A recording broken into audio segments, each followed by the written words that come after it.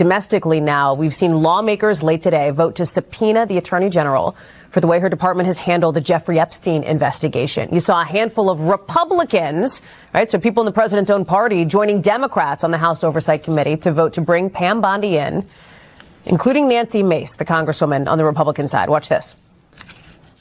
I have a lot more questions, and I don't expect to be talking about the stock market. So she better not bring those notes when she comes to the Oversight Committee. That's a reference to the previous questioning that Bondi went through just some weeks ago in front of a different House committee on this very thing, where you see here survivors of Jeffrey Epstein's abuse stood. They were in the audience. They were wearing shirts that talked about releasing the files. Let me bring in Ryan Nobles, who's live for us on Capitol Hill. So this is interesting. This is a real sort of shot across the bow to the White House, to the Department of Justice, that they're subpoenaing now Pam Bondi. Ryan. Hey everyone, Dr. John here. Welcome to the podcast. Bondi walked into the DOJ as Trump's hand-picked weapon. Cases being calibrated, targets selected, the machinery humming with political retribution. For a moment, the momentum was hers. Then federal judges started looking at what she was bringing into their courtrooms. Yeah, and it's really born out of a sense of frustration from the members of Congress who are specifically interested in getting to the bottom of the Epstein controversy, that the Department of Justice is just not complying with the Epstein Transparency Act, which requires them to release every file available to the public as it relates to the Epstein files, and that they're only allowed to redact things if they're part of an ongoing investigation or to protect the identities or personal information of survivors. And members of Congress like Nancy Mace have felt that the Department of Justice has been way too heavy-handed with their redactions, that their redactions are inconsistent, that there are names like Les Wexner's name, for instance, the business partner of Jeffrey Epstein, an alleged co-conspirator. His name was redacted at one point, but then there are examples of survivors whose names... People who don't run for re-election, don't care about approval ratings, and whose only currency is the integrity of their rulings. And one by one, they said no. Indictments hollowed out. Slam dunks bounced off the rim. The gavel came down, but not the way she expected. It came down on her fingers. And as if the humiliation of watching her legal empire crumble in open court wasn't enough. Have not been redacted. And they feel as though the Department of Justice has just not been forthcoming enough about why certain things have been redacted and how other things have slipped through the cracks. And so they want Pam Bondi to come in front of the committee, ask her about specific files, specific pieces of information, and try and understand this process as to why they have not been able to fully comply with this. And I would imagine as well, Hallie, that there's going to be questions about the fact that there's some 3 million files that the Department of Justice has just said we have in our possession, but we're just not going to release those to the public for whatever reason. So there's a lot of tough questions that Pam Bondi could get from this committee. When you talk about the files, when you talk about the documents, there's an interesting sort of development today, first reported by the Wall Street Journal, that the Department of Justice now is confirming that it's got like something like 40,000 plus documents that it's sort of re-reviewing, right, that are not out because they're looking at them. The other shoe dropped from an entirely different direction. Congress, wielding the power of the subpoena like a battering ram, came knocking about the one thing no one in power wants to talk about, the Jeffrey Epstein files. The woman who holds more power than almost anyone alive to shine a light into that particular abyss is now being formally ordered to explain why she has kept the lid screwed on so tight. Pam Bondi is not just having a bad week, she is living through the worst professional collapse of her career. And the people tightening the screws are not the usual suspects on cable news panels. They are the arbiters of the law itself. Right, and the Department of Justice said in a statement today that this is part of the process, that they put this stuff out as quickly as they possibly could, that some redactions and errors that shouldn't have happened or should have happened slipped through the cracks, and so therefore they're going to bring back some stuff. They say the department has not deleted any files from the library. In compliance with the EFTA, our team is working around the clock to address victims' concerns, redact personally identifiable information and any images of a sexual nature. So they did admit there's some close to 50,000 files as of March 2nd that were offline for further review. Now, according to the Wall Street Journal report, among those files, Hallie, were specific allegations against Donald Trump, which, of course, has raised questions because this is not the first time that allegations against Trump have been taken off the website and then eventually put back up. So we'll have to see if those files ever reemerge, Hallie. And then when you talk about, you know, the questions that they want to ask the Attorney General Pam Bondi, there's also kind of a new crop of people who they're asking to question, including Bill Gates, including Clinton confidant Doug Band and others, right? They are the judges who have had enough of the games, enough of the politicization, enough of being treated like an obstacle rather than a co-equal branch. And that is a kind of trouble you cannot tweet your way out of. That is the kind of trouble that ends careers and, quite possibly, begins prison sentences. Let's paint the full picture of this implosion, because the three-headed monster currently devouring Pam Bondi's legacy is more dangerous than any single headline can convey. First, there is the cascade of courtroom catastrophes. Yeah, and Kathy Rumler, the former Obama White House counsel. And then the other big name is Howard Lutnick, the Commerce Secretary, who you and I have talked about a lot. He's agreed to come and testify. Now, what's interesting about this round of the Gates, Rumler, Black, Groff, these are all individuals who right now the committee is asking to come in voluntarily. They're not formal subpoenas yet. And if you're a witness and you're being asked to come in voluntarily, that does give you a degree of negotiating power. You can say, I'll come in, but only if you ask me about X, Y, and Z, or I'll come in under these certain conditions. As soon as it moves to a subpoena, then it becomes more difficult, and the committee is less inclined to meet your needs, especially if you're not a former president of the United States like Bill Clinton. So it'll be interesting to see, especially someone like Bill Gates, who's very powerful, has very good lawyers, how he handles this. So far, he's not responded directly to this request, but I would be very surprised if any of the folks on this list find a way to avoid having to answer questions of this committee.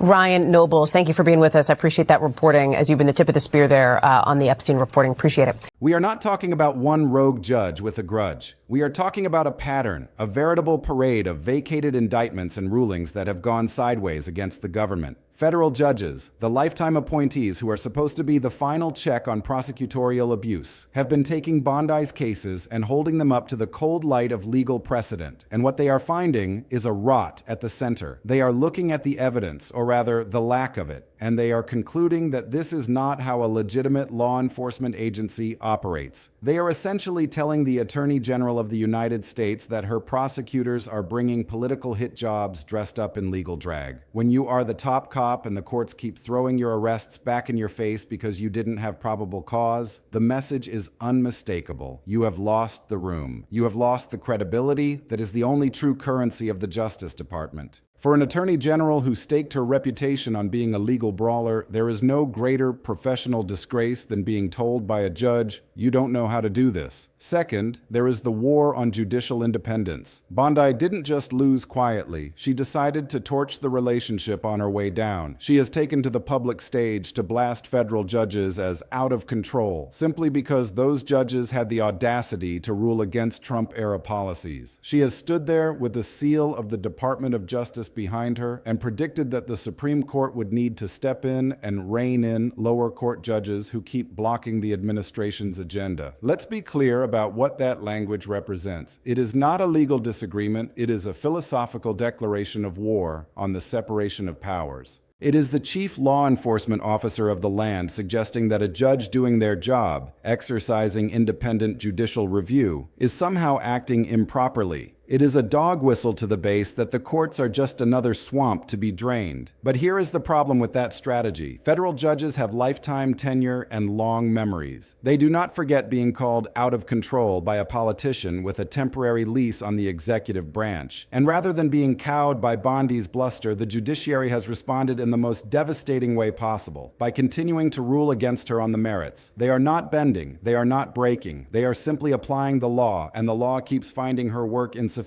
And third, the Epstein file subpoena. This is the anchor that will drag her entire tenure to the bottom of the sea. Jeffrey Epstein. The name alone is a portal to the darkest corners of power, privilege, and predation. The question of who was on his planes, who visited his island, and who pulled strings to protect him is the single most explosive accountability question of the last generation. And Pam Bondi, as the Attorney General, is the gatekeeper. She has the keys to the kingdom. She has custody of the flight logs, the client manifests, and the witness statements. And what has she done with that power? She has stonewalled. She missed deadlines. She delivered documents that were so heavily redacted, they might as well have been blank sheets of paper. She promised transparency and delivered a vault vault door. And now, lawmakers, including those from her own political orbit who understand the sheer toxicity of protecting the Epstein network, have run out of patience. They have issued a formal subpoena. They are demanding answers. And this isn't a policy dispute about tariffs or immigration. This is about the sexual abuse of children and the powerful people who facilitate it.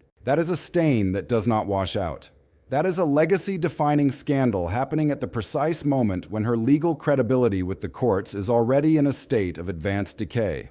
When you stack these three realities on top of one another, the courtroom defeats, the public attacks on judges, and the active cover-up of the Epstein files, you see the full architecture of a political and legal disaster. Pam Bondi tried to run the Department of Justice as a loyalty operation for Donald Trump. She treated the law as a suggestion and the courts as an inconvenience. And now, the institutional guardrails of the American Republic are pushing back with a force that is crushing her from every side. The system was designed to absorb shocks like this, to push back against a lawless executive. And Pam Bondi is finding out in real time that the system is stronger than her ambition. Let's dissect this layer by layer because the specifics of Bondi's failure are a roadmap for understanding the entire Trump legal operation. The courtroom losses are not just statistical noise. They are diagnostic evidence of a fatal disease within the DOJ. When you see a sudden spike in vacated indictments and adverse rulings, the most logical explanation is rarely a sudden outbreak of judicial activism. It's usually that the cases being brought are garbage. In Bondi's DOJ, the pattern suggests the prosecutorial decisions are being driven by a political flowchart. Is this person loyal to Trump? Protect them. Is this person an enemy of Trump? Destroy them. Federal judges who are trained to sniff out motive and evidentiary weakness can see this playbook from a mile away. They see the thin evidence, the stretched statutes, and the vindictive tone of the filings, and they are responding the only way the Constitution allows them to, by dismissing the cases. Every time a judge tosses out an indictment brought by Bondi's team, it is a public rebuke. It is a judge saying, "You are using my courtroom as a stage for political theater, and I am closing the curtain." The damage here is exponential. It doesn't just kill the current case, it erodes the long-term credibility of every future case the DOJ brings. Defense attorneys now have a loaded weapon. Your Honor, this is just another Bondi special, a political prosecution dressed up with a docket number. Then there is the out-of-control rhetoric. This is where Bondi reveals that she doesn't just disagree with the judiciary. She doesn't understand its function. The idea that judges are out of control when they rule against the administration is a profound misreading of Article 3 of the Constitution. The courts are supposed to check the executive. That is not a bug. It's the core feature. When Bondi suggests that the Supreme Court needs to rein in lower judges, she is advocating for a judicial system that is a rubber stamp for the White House. That is not how America works. And the judges she is attacking are not political appointees who serve at her pleasure.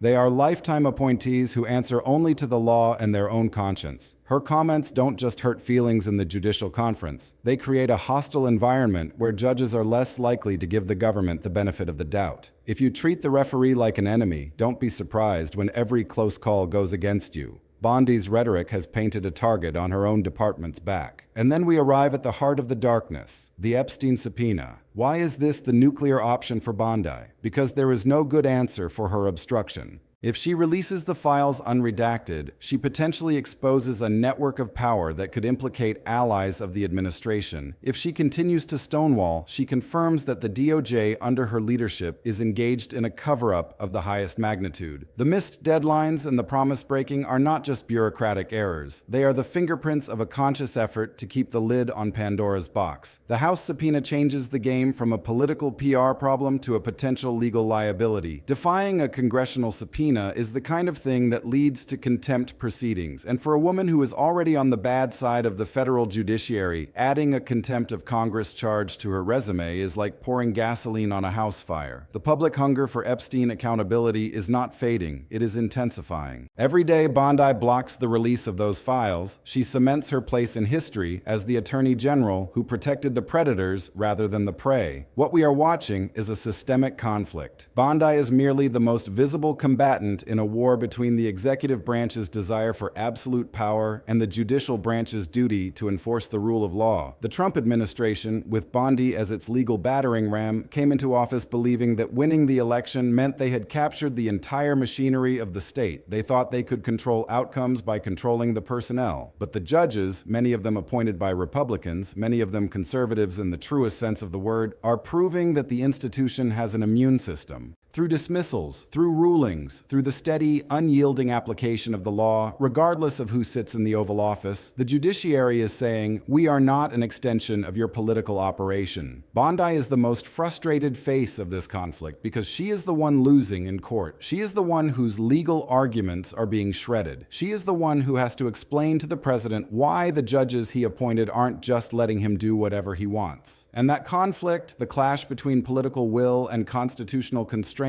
is the defining battle of this era. Right now, the judges are holding the line. And Pam Bondi is panicking because she knows she doesn't have the ammunition to break through. Let's synthesize this into the clear, undeniable takeaways that define this moment for Pam Bondi and the Department of Justice. The courtroom losses are a referendum on politicized justice. These vacated indictments and adverse rulings are not a coincidence. They are the legal system's feedback loop telling the Attorney General that she is doing her job wrong. When you prioritize political enemies over evidentiary standards, judges notice. When you bring cases that are legally flawed from the start, judges dismiss them. The accumulation of these losses has created a credibility crisis for the entire DOJ. Every prosecution, every filing, every statement from the department is now viewed through a lens of suspicion. The question haunting the halls of the DOJ is no longer, is this a strong case? But is this just another political hit? Once that trust is broken with the courts, it is almost impossible to repair. The attack on judges is a philosophical admission of guilt. When Bondi calls judges out of control for ruling against her, she is not making a legal argument. She is making a confession. She is confessing that she believes the courts should be an instrument of executive power. She is confessing that she does not accept the legitimacy of an independent judiciary. This is not just bad politics. It's bad lawyering. It alienates the very people she needs to persuade.